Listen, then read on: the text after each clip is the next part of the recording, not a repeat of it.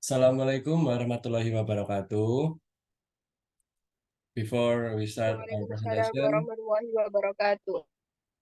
before start our presentation, let me introduce myself and my friends. My name is Tata Prakoso Al-Mahdi, and next slide, please.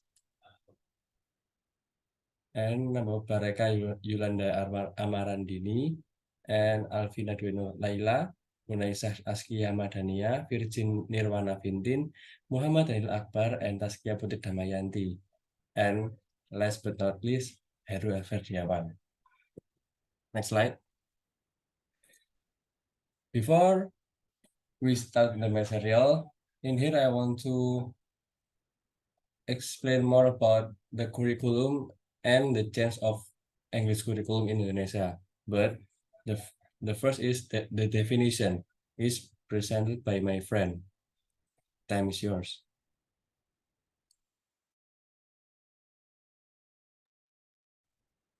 Okay, thank you, Reta. Okay, guys, do you know what the definition of curriculum? Curriculum is a comprehensive plans that outline what students should learn and how teachers should teach. It serves as a guiding framework for education, detailing essential topics and methods to ensure effective teaching and meaningful learning experiences for students.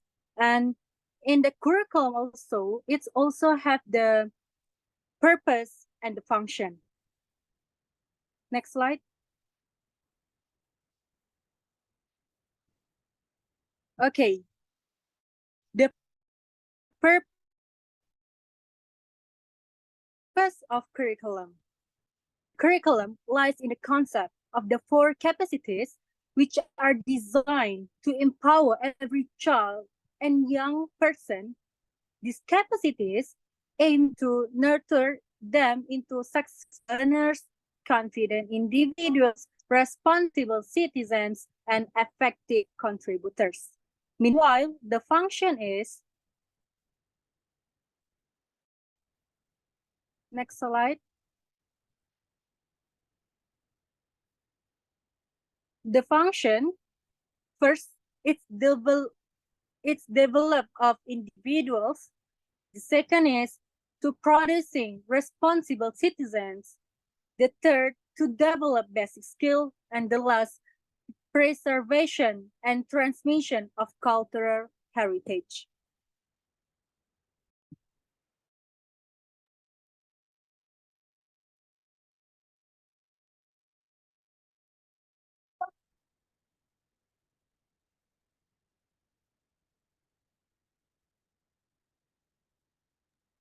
I'm sorry, Amara, I can hear your voice.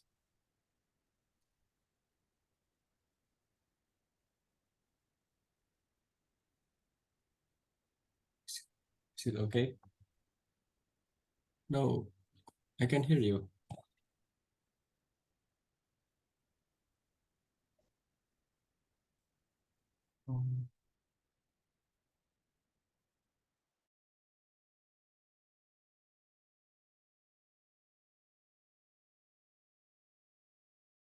Right. Go on.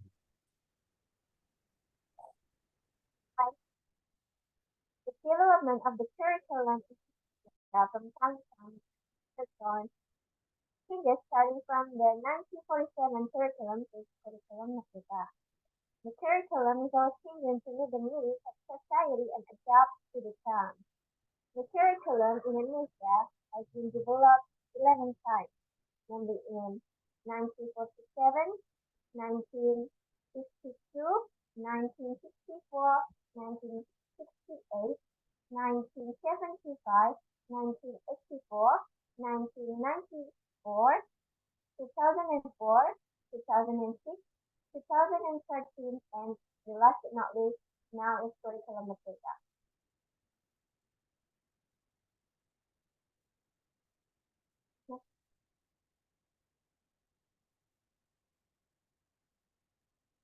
Alright, the first Indonesian curriculum was the 1947 curriculum known as Rencana Pelajaran or Learning Plan. And the next is The 1947 curriculum was revised in 1962 through the Indonesian Act Number 4, and this was established to determine Indonesian educational tradition.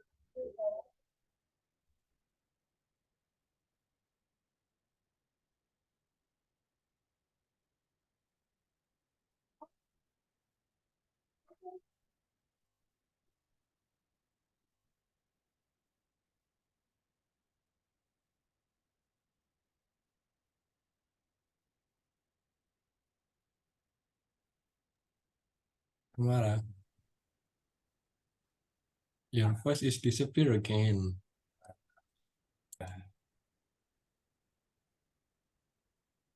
Sorry.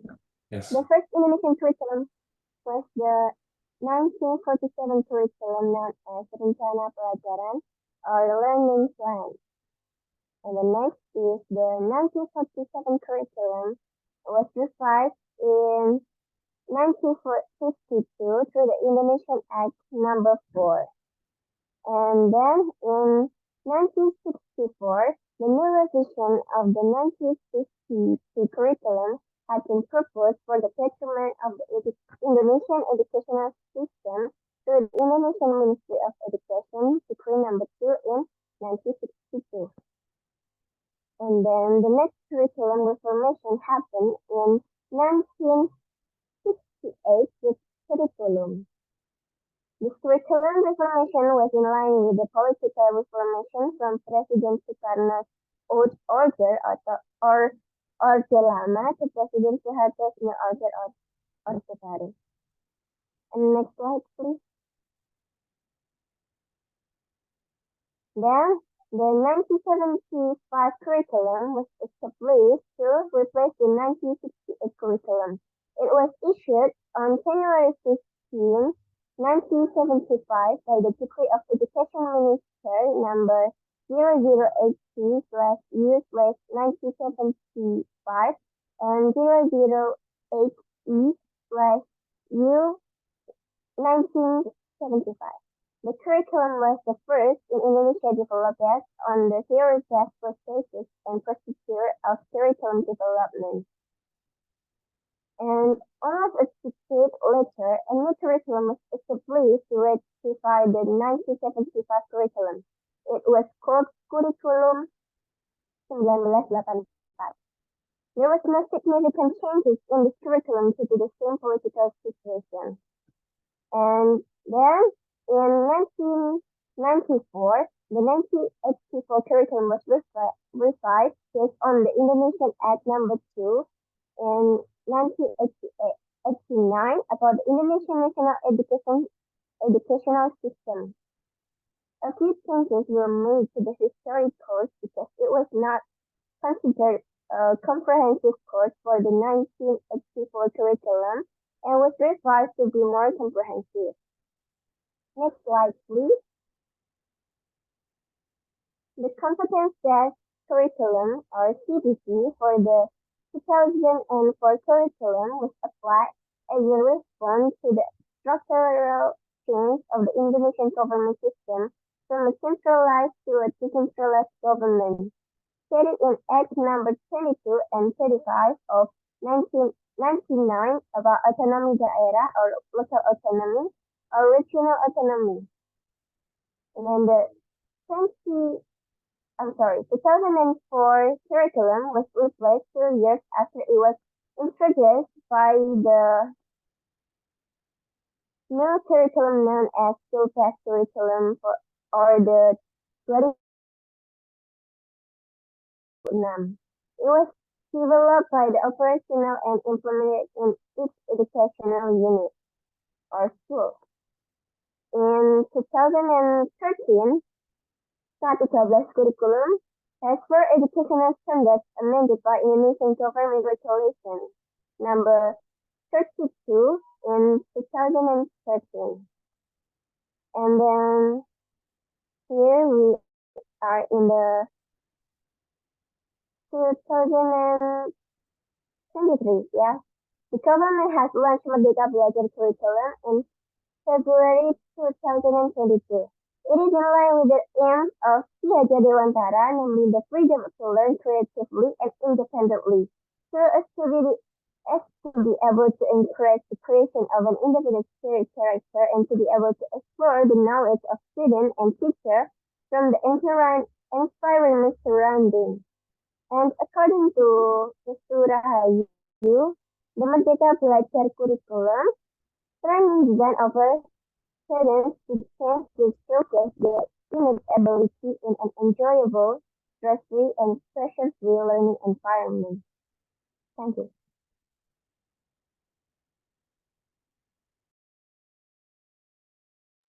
The next is the reason why curriculum change is needed in Indonesia. The first, the development of science and technology that continues to grow is a demand for the curriculum to undergo changes in order to adapt to existing developments, so as to prepare students in terms of the skills and competencies needed. The second, the development of Indonesia's population and the growth of productive age population are internal and external challenges for the world of education. These internal and external challenges have led to the needs for curriculum changes in Indonesia. And the third, to ensure that education in Indonesia is still relevant and in line with changes and developments in society. In addition, the existence of educational gaps and changes in the condition of a region are also important reasons for curriculum change. Therefore, it is necessary to change the curriculum to assess the educational needs in Indonesia.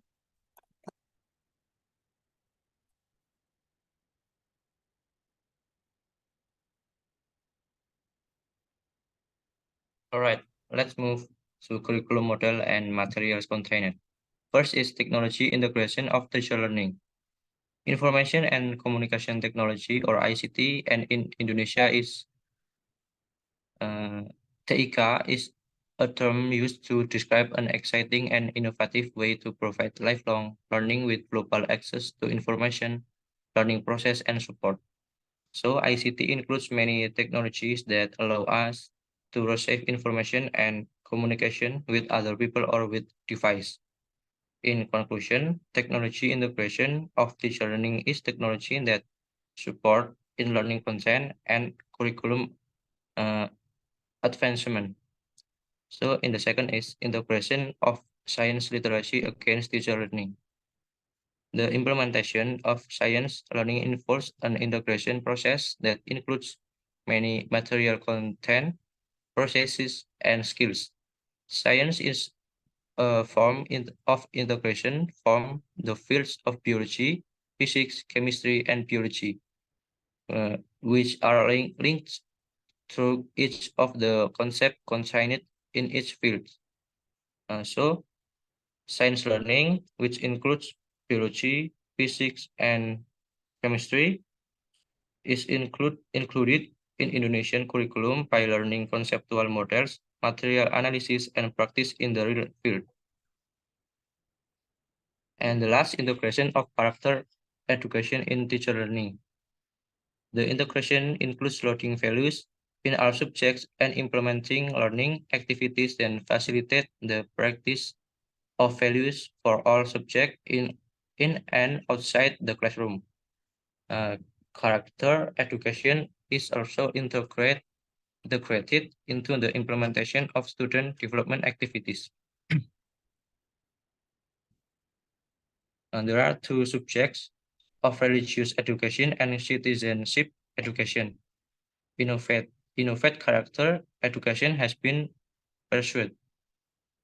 For examples, these two innovations are as follow. First, character education is integrated into all subjects, values in all subjects, and implementing learning activities. In the second is character education is also integrated into the implementation of student. Okay, thank you. So the next is the function of curriculum in modern life. Actually, curriculum is prepared and developed to achieve the objectives of education, that is to prepare the students who can live in society. It means that not only students can communicate around society, but also they can explore their capability of their experience and knowledge in the society.